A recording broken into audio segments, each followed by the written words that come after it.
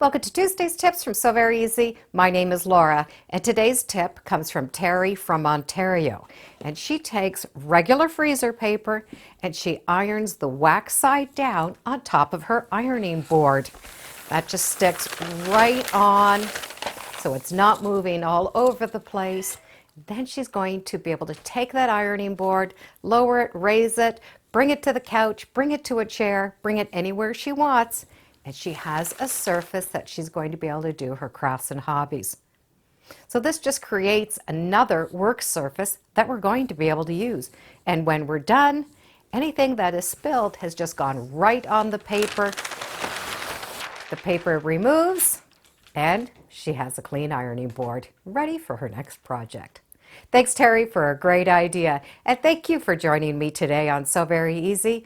Feel free to subscribe. I'm on Facebook, Instagram, and I have a newsletter, all under So Very Easy. Thanks for joining me, and come on back and let's see what we're working on next time in the sewing room. Bye for now.